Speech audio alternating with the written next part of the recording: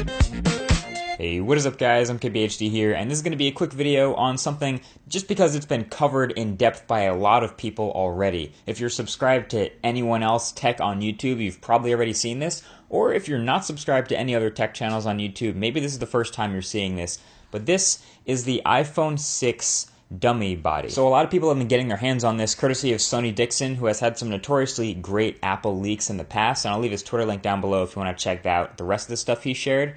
But this is supposed to be our first look at the body, shape, and size of the iPhone 6. But what it really is the dummy phone that a lot of the case manufacturers will use to create and start producing their iPhone 6 cases before the phone has actually been announced. So this is basically made up of all your rumors, all of your speculation, all of the things we know about the parts of the next iPhone to give a general idea of the shape and size that this next phone will be. So I'm going to make this quick since it's been covered already, like I said, but there are three main characteristics that you're going to want to know about this before the next iPhone comes out because they're pretty much set in stone at this point, and that is the rounded edges, the much bigger display and slightly bigger bezels also, and the extreme thinness of this new phone. So for the rounded edges, this is just something about the design I've noticed since I've had it. It's a departure from all the iPhones we've had since the iPhone 4. The one right before it, the iPhone 3GS, was when it was last curved. And I'm not the first to say it, but this new dummy really reminds me of the HTC One M8 at a glance.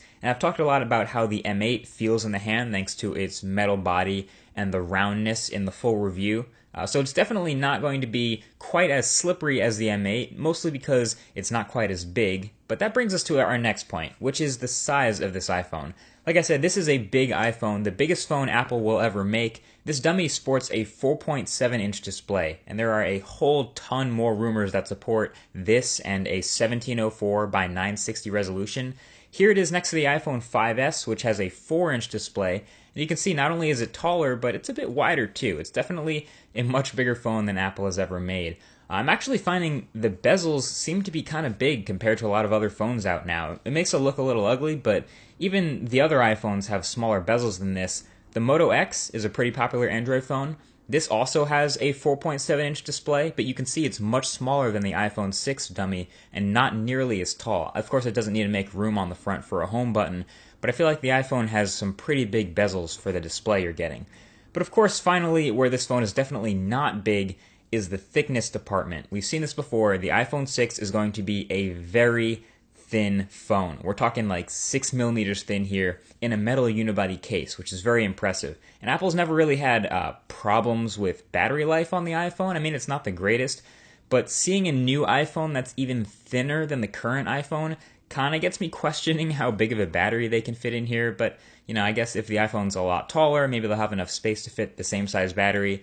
Who knows? I always think about battery life when I see a phone as thin as this. But as you can see here, if we check out one of these pre-production iPhone 6 cases here, which has the interior measurement of just 6 millimeters, we can put the iPhone 6 dummy in it, and of course, it fits just perfectly. All the cutouts and all the speakers and the lightning port and the headphone jack and the volume and mute switch, they're all still there, and it's the same thinness now as the iPod Touch, which is incredibly impressive, and I don't really see any other phones out there that are quite as well built and only 6 millimeters thick. So it's really impressive and has me pretty curious. But that's about it as far as the aesthetic stuff. There are also, of course, some other minor things, which I guess are major when it comes to the iPhone, where the power button relocation, it is now on the side of the phone, which makes sense because it's a bigger phone and it would be harder to reach the top, so it makes sense to put that power button in an easy to reach spot.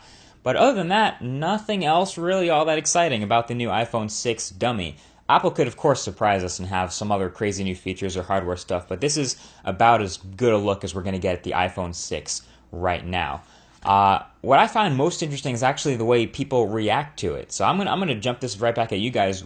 Would you buy a 4.7-inch display iPhone? Would you buy a big iPhone like this? I know the back markings might not be finalized, and this might not be the exact final look of the design, but it tends to look a lot better when it's an actual working phone and the thing is on.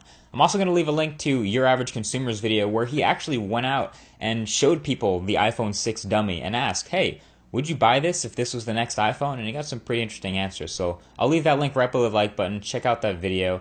And other than that, that's about it. So thanks for watching this quick video. Talk to you guys in the next one. Peace.